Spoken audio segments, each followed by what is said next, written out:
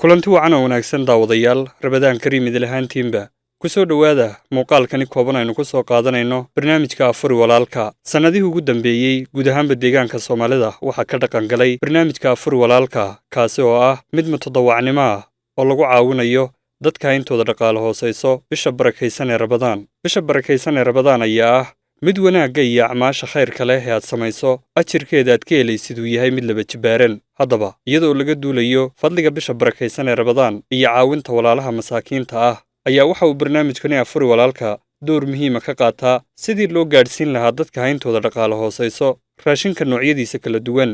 barnaamijka afuri walaalka oo qaybtiisa amaba doorkiisa ugu muhiimsani ay qabato xukuumadda deegaanka soomaalida ayaa waxaa sidoo kale qayb ka hay-adaha samafalka qaar ka mid a xafiisyada heer deegaan dhallinyarada ka shaqaysa howlaha tabarucaadka qurba joogta iyo sidoo kale walaalaha daneeya khayrka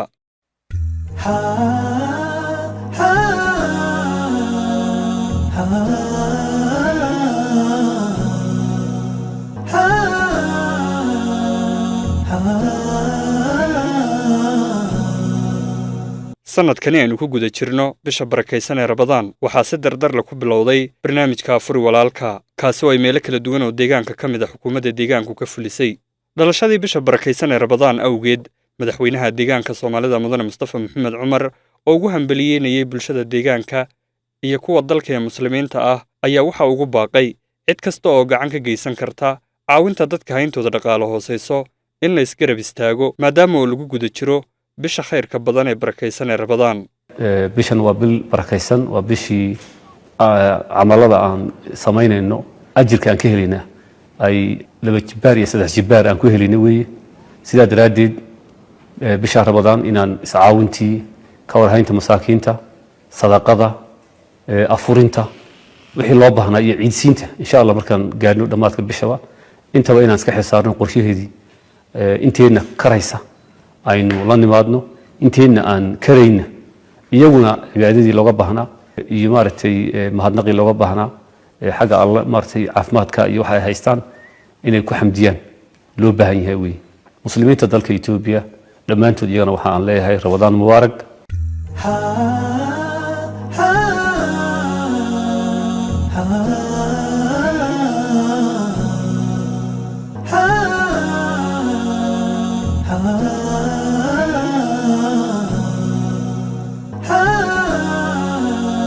sidoo kale golaha sare ee arrimaha islaamka ee dowladda deegaanka soomaalida ayaa yeeshay kulan ay kaga hadlayeen sidii bisha barakaysan ee rabadaan looga faa'idaysan lahaa khayraadkeeda iyagoona ugu baaqay guud ahaan bulshada qaybaheeda kala duwan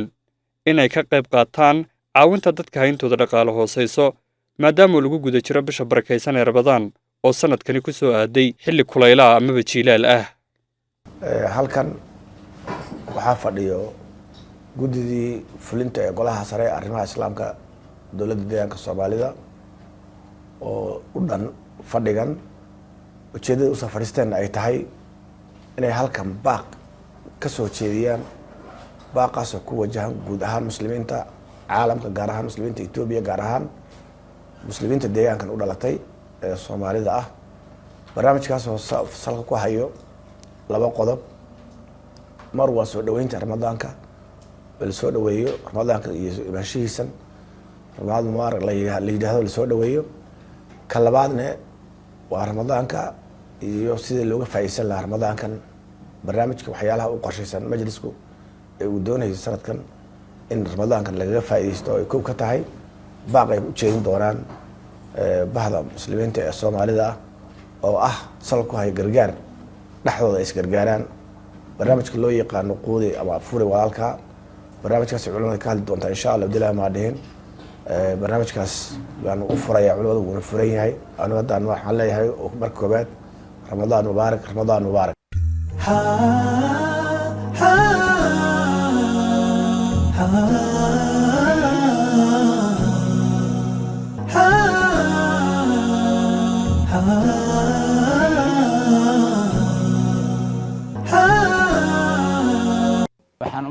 mahadcelinaynaa xukuumadda dowladda deegaanka Soomaalida oo na soo gaarsiisay deeqda raashinka ah annaga oo ah dadweyne ku nool Xayuun oo aad u baahan una baahnay raashinkan. waxaan salaamaynaa ummadda noo kaalmaysay annagoo abaar ku jirintaana gargaartay walaalaha naga dadka allaha barakeeyo si fiican bay maanta noo gacan qabteen oo noo gargaareen Ramadaankan kariimka rafaadkii ka joogay si fiican bay noo gargaareen. waxaan ku mahadcelinaynaa xukuumadda dowladda Soomaaliya soo gaadhay oo raashin iyo biyo iyo deeq baan badna nasiisay bar kalena noo bilowday ayaan u mahadcelinaynaa wuxuu soo gaadhay si fiican baa afurkiina loogu keenay dowladda waxaan mahadcelinaynaa deegaanka. waxaan salaamayaa madaxweynaha iyo madaxda la socota dhammaanteed inayna soo gaarsiisay raashinka bisha Ramadaan inayna soo gaarsiisay. waxaan qaybinaynaa maanta deeq ayna soo gaarsiisay xukuumadda sharafta leh oo waday madaxweynaha dowladda deegaanka Soomaalida oo maanta dhagax dhigayay biyo gelinta degmada Xayuun. waxaa raashinkan soo gaadhay qaybihiisa kala duwan waxa weeye sida burkii makaroonihii iyo timirtii iyo waliba qaybo kale jira. dadka raashinkaasi uu kafeeyay sida tooska u qaatay maanta waa dad ka badan 250 qoys. dadkaasi sidii loogu talagalay bay raashinka u qaateen. waxaan uga mahadcelinayaa xukuumadda sharafta leh sida quruxda badan ee ay uga qayb qaadatay barnaamijka afuri walaalka xilliga Ramadaanka maadaama lagu jiro dadkuna iska baahan yihiin. boqolkiiba boqol waan uga mahadcelinayaa xukuumadda sharafta leh bulshaduna dhammaanteed aan afka bulshada iyo maad garanaysaa samafalka ku hadlaya. waxaan iyadana mataqaanaa marka uga mahadcelinayaa sida sharafta leh uga qayb qaadatay xukuumaddu maad garanaysaa baahida bulshada iyo waxyaabihii tabarucaadka ay uga qayb qaadatay. aad baad u mahadsantihiin. waxaan fulinaynaa qorshihii xukuumadda dowladda deegaanku qaadatay oo ahaa in la caawiyo bisha Ramadaan ee barakeysan dadka danyarta ah ee ku nool deegaanka Soomaalida gaar ahaan maamulka magaalada caasimadda ee Jigjiga. halkan waxaan u fadhinaa waxaa jira qorshe guud oo la qaatay oo xukuumaddu qaadatay oo ah in dadka danyarta ah bisha Ramadaan la caawiyo siyaabo kala duwan loo caawiyo gaar ahaan waxyaabaha ay ku afuri karaan ama ay ku soomi karaan bisha Ramadaan in laga caawiyo. marka hadda arkaysaan raashin waxaan qaybinaynaa ilaa 500 qoys 500 qoys baan u qaybinaynaa raashin oo siinayna halkii qoysba ilaa 6 item oo raashin fiican ah oo isku jira bariis bur sonkor caano saliid iyo timir. waa package dhameystiran oo loogu talagalay qoyska hela oo Ilaahay u qadaro inay bisha Ramadaan si fiican u soomi karayaan. waxaana jiray qorshayaal kale oo fara badan oo qaybin hore tan ka horeysay baa jirtay ilaa 2 jeer la qaybiyay ilaa hadda marka kun lagu daro 2300 ilaa 2400 oo qoys baa loo qaybiyay walina way sii socotaa. fankan waa fan lagu talagalay dadka ganacsatada iyo dawladduba isku dareen. waxaan filaynaa number fiican inay gaadho marka bisha Ramadaan dhamaadka ay noqoto. kaliya kama socoto caasimadda deegaanka Soomaalida ee dhammaan wax ka socota gobolada iyo degmooyinka. waana qorshe guud oo xukuumaddu qaadatay oo ah in dadka danyarta ah wixii la taakuleeyo bisha Ramadaan ay barakeysan maadaama bisha Ramadaan ay tahay bil barakeysan oo ay tahay dadku inay iscaawiyaan. dadkan waxa lagu soo xulaa dadkan inta badan waxa soo xulaa anaga guddiba horta lagu maamulaa raashinkan oo heer deegaana oo uu ka mid yahay maamulka magaalada Jigjiga uu ka mid yahay. haddana tan kaliya ma ahe waa la sii wada doonaa oo insha Allah taala waxaan filaynaa mar kale ilaa 2 jeer oo kale inaan qaybino. annagu ka maamul magaalo ahaan waxaanu door ku leenahay sida ogsoontiin caasimadda cidda gacanta ku haysa xaalkeeda waqti xaadirka waa annaga guddigaas waxaanu ka nahay dadka hormuudka u ah waxa weeyaan barnaamijkan afur walaalka iyo geedi socodka iyo gundhiga u ah shirar badan iyo waxa la qaataa goorfeyn badan kadib waxaanu isla qaadanaa maanta in caasimadda laga qoodiyo 500 oo qoys oo laga soo xulay. markii kootada la qaybiyo sida caadada noo ahayd waxaa jira selection criteria ama qodobo lagu soo xulay dadkan danyarta ah anagoo ka duulina qodobadaas oo category u kala sameynay dadka danyarta ah ee baahidoodu hooseyso dadka waxa weeyaan baahiyaha gaarka ah qaba iyo dadkii halgamayaasha ciidanka xaasaskooda ayaan u kala qaadnay 3 darajo. marka anagoo kaashanayna maamulka qabalaha inta badan dadka halgamayaasha ciidankooda waxaanu kala kaashanay laamaha amniga oo u horeeyaan ciidanka komishinka booliska iyo laamaha amniga kale iyagoo garanaya cidii waxa weeyaan xaaladda ku sugnayd iyaga marka ahmiyad gaar ah marka la siiyo maadaama ay dareemayaan xanuunkii iyo waxa weeyaan dhibaatadii soo martay maadaama waad garan kartaa qof aabihii waayey ama xaaskii odaygeedii weyda dhibta ay leedahay marka ahmiyadda dadkan sinna waa dadka labaad ahmiyadda la siiyo waxaan dadka baahiya gaarka qaba ama luqadda qalaad lagu yiraahdo voice of voiceless dadka codkoodu meel lowna gaareen annagu waxaan leenahay ka maamul magaalo ahaan xafiiska arrimaha bulshada oo maamulo dadka baahiya gaarka qaba xafiiskaanu la xidhiidhnaa waxay leeyihiin bahwadaag bay leeyihiin bahwadaagtaas marka lala kaashada gudoomiyay leeyihiin marka jaraanjartaasaan marnaa dadkaas loo soo horta waxaa jira istaraatiiji aan qaadanay baa jira bishan barakeysan haddii ilaahay yiraahdo geedi socodkan raashinka la qaybinayo wuu socon doonaa hadba intii ilaahay u qoro subxaanahu wa tacaala ee ay gaadho baa la siinayaa hadda waxaanu qorshe kale ku jirnaa in 1000 qoys oo kale aan quudino toddobaadka soo socdo oo naga caawin doono jibrigu ama gumruugeenna magaaladu oo diyaar ah marka dadka waxa loo kala qaybinayaa qaybkii uu kala gaadhay insha Allah haddii ilaahay yiraahdo waxaan ilaahay ka rajaynayaa in baahida jirta in la dabooli doono oo dadka uu wada gaari doono cidii kaarka maanta uu gaadhay haysata waa cidii ilaahay u qoray ka faa'iideysatay cidii dambana qorshaha way ku jirtaa waana dadaalina har iyo habeen in dadka la gaarsiiyo insha Allah marka waxaas ka soo daba dhacaya barnaamijyo badan oo afur walaalkaya hay'adaha qaar noo keenaya codsiyo bankiyadii baa keenaya dawladda laftigeeda dadaal badan bay ku jirtaa inay la xidhiidho wax weyn dadka jiiraanka ee gaarasha wax haysta ganacsatadii baa ninkii ilaahay wuxuu dhiibay waxa furinaya marka dadka maanta fursadan raashinkan ka faa'iideysan fursad kale lagu afurin doono baa jirta iyaduna insha Allah hadii ilaahay waxaan halkan maanta ku qaybinaynaa raashin noocyo badan isugu jira oo kala duwan oo bulsho badan oo degmada fiiq ah oo dadka maartay danyarta aanu siin hayno raashinkaas oo uu keenay madaxweynaha deegaanka madaxweyne Mustafa Maxamed Cumar oo nooga mahadcelinayna iyo xukuumaddiisa oo maanta na soo ziyaaratay oo wafdi ballaaran ah oo saaka yimid ayaa waxay keeneen raashinkan hadda aan sheegay raashinkan oo isugu jira dhowr nooca koobaad bur maxay ahayd makaroni maxay timir iyo boorash ayuu isugu jiraa marka 700 oo qoys ayaan maanta u qaybinaynaa hadda marka waxaan leenahay madaxweynaha aad iyo aad ayuu u mahadsan yahay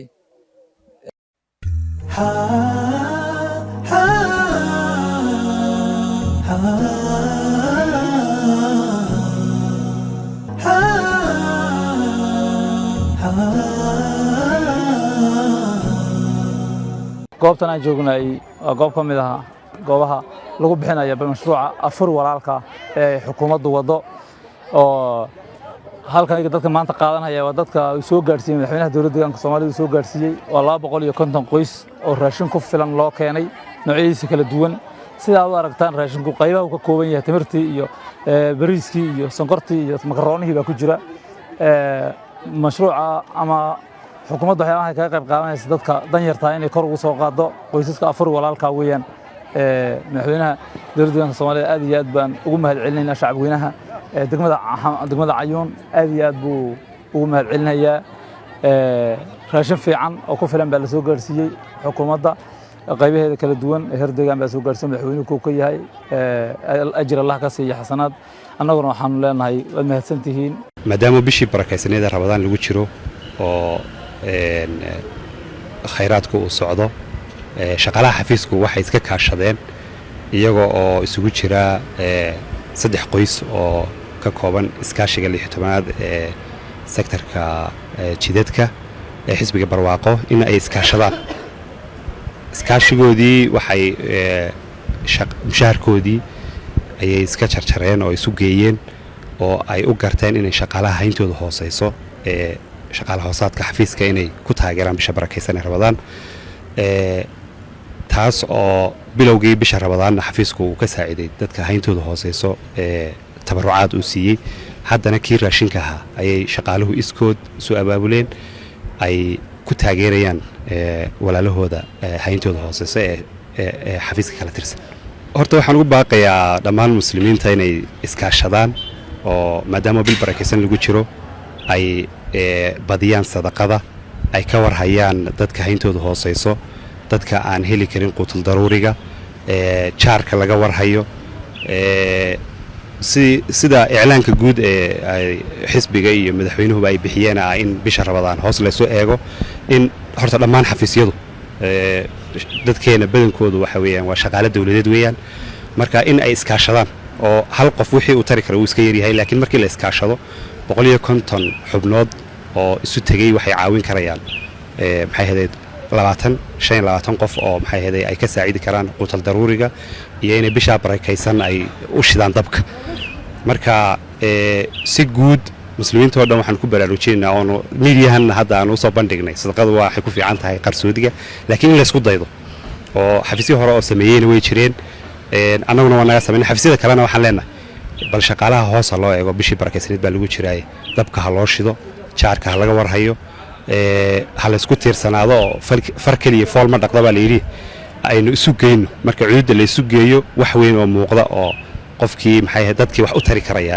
ayay samaynaysaa marka waxaan si guud waxaan ugu baraarujinaynaa inay sadaqada la badiyo oo dadka hayntooda hoose laga warhayo oo maxay ahayd la tabarucaadka xoogga la saaro barnaamijkani afur walaalka ayaa sidoo kale waxaa door laxaad la ka qaataa hay-adaha samafalka iyagoona gaadhaya meelo kala duwan oo deegaanka gudihiisa ah barnaamijkani afur walaalka ayaa guud ahaanba waxa uu socon doonaa inta lagu guda jiro bisha barakaysan ee Ramadaan ilaa iyo ciidda alxamdulillaah shalay waxay ahayd qoloji oo aan joognay oo kun qoys ka bixinay maantana waxaan u taaganahay maamulka magaalada Jigjiga in dadkii danyarta ahaa ee la soo xulay in annaga ka camud ahaan qayb kaga noqono barnaamijka xukuumaddu ku abaabuleysay in dadka lagu garab istaago laguna gaarsiiyo ka camud ahaanna inta badan meelaha remote area-ga fog baan u badannahay iyo meelaha barakacayaasha IDP-yada saasoo ay tahayna haddana maamulkii magaaladana codsiyadii nooga yimid xafiisyada aan wada shaqeyno oo xafiiska maareynta khataraha masiibooyinku qayb ka yahay waxaana jiibnay in aan annaguna ka qayb qaadano barnaamijkan 400 qoys aan hadda u joogno ayaa qorshahayagu ahaa inaan soo gaarsiino raashinka hadda idin muuqda ee iskugu jira sonkorta burka baastada timirta saliidda ayaan ugu talagalnay 400 qoys aad baanan yani uga mahad celinaa xafiiska maamulka magaalada Jigjiga xafiiska maareynta khataraha masiibooyinka guud ahaanba xukuumadda iyo isku xidhka guud ee la samaynayo in dadkii bal ugu yaraan xilligan barakaysan dib loogu noqdo ka camud ahaanna waan sii wadi doonaa annagu hawlahayaga waxaan u badannahay gobolada daafdheer baa noogu xigta Shilaa baa noogu xigta gobol Qorraxay gobolka City baa noogu xiga waana sii wadi doonaa ilaa maalmaha hore Ramadaanta waan uga mahad celinaynaa KSR TV ahaana iskarab joogiina baahinta wararkan iyo arrimaan si ay dadka kalena tusaale ugu noqoto dabcan oo ay ugu dhiirradaan dadkii in dib wax loogu celiyay inay mar walba muhiim tahay qorshayaal si guud aan u diyaarino ah in la afuriyo dadka danta yar ee masaakiinta ee magaalada ku nool ayaan saaka waxaan kala qayb galnay mu'asasada Al-Irshaad oo in badan ku howlan howlaha afurinta walaalaha cid kastoo macnaha tabaalaysan taas in badan ay isticmaalayaan bulshada gudaheeda Al-Irshaad markaan ka hadlo waa dhalinyaro is aruursatay dhalinyaradaas oo ku bahoodi magaca Al-Irshaad yiraahdo mu'asasada la yiraahdo waxayna ka shaqeynayaan howlaha samafalka haddii ay noqoto afurinta walaalaha haddii ay noqoto qaybaha kala gedisanaya dadka dacwada la gaarsiinaya howlo in badan bay ka shaqeynayaan inta kadib maanta waxaan 50 qoys lagu wareejiyay raashinada qaybaha raashin kala gedisan oo isku jira bur bariis sokor saliid iyo caano isku jira ayaa 50 qoys lagu wareejiyay 50 qoys oo laga soo kala xulay qabaleyda degmada run ahaantii oo la dhihi karo waa kuwa masaakiinsanaa walow ay jiraan kuwa fara badan oo masaakiin ah ayaa qorshihii Al-Irshaad saaka ay bilaabeen in la afuriyo dadka masaakiinta ee danyarta ka degmahan annagoo iskaashanayna iyo shacabweynahana insha Allah muddo dhown in sidaan ka balaaran qoysas intaan ka balaaran in la afuriyo ayaan qorshahan u qaadanay si guud xukuumadii haddii ay noqoto dhammaanba waxa lagu howliyay in la afuriyo shacabka walaalaha masaakiinta maadaama lagu jiro xilli jiilal aad u adag taasi oo markaan ugu baaqayo cid kasta oo diyaar u ah ama wax haysato in bulshada masaakiinta ay u deeqdo haddii ay dawladda tahay haddii ay shacabweynaha yihiinba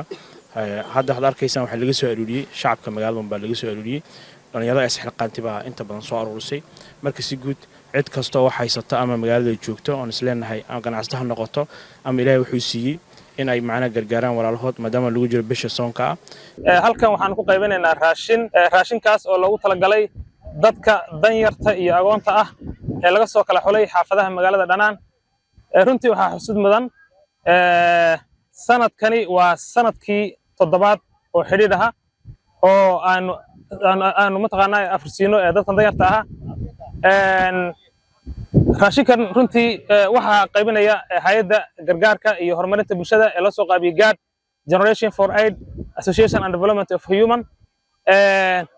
runtii waxaan u mahad celinaynaa deeq-bixiyaashii dal iyo dibadba ka danqaday in ay afursiyaan oo ay gacan siiyaan walaalahooda tabaalaysan maxaan ku idhahdaa ay isu biirsadeen xilli adag oo lagu jiro abaar oon iyo bishii ramadaan runtii waxaan u mahad celinaynaa si gaar ah jahliyaadka gaar ahaan jahliyadda Minnesota ariga Mareykanka jahliyadda Melbourne Australia UK iyo maxaan ku idhahdaa dadka gudaha oo runtii mar walba garab taagan si gooni ah dadka jilicda san ee agoonta iyo maxaan ku idhahdaa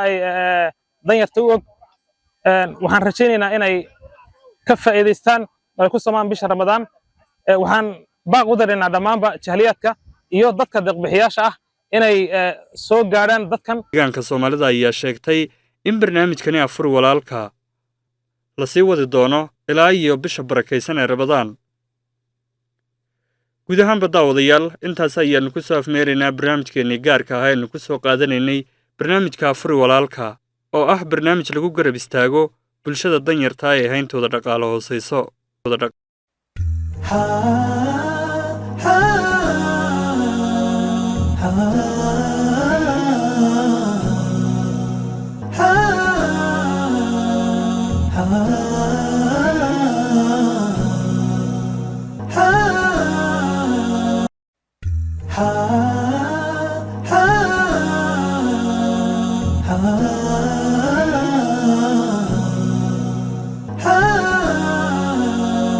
daawadayaal intaas ayaanu ku soo afmeeraynaa barnaamijkeenu kaga hadlaynay barnaamijka afur walaalka ee la fuliyo bisha barakaysan ee Ramadaan.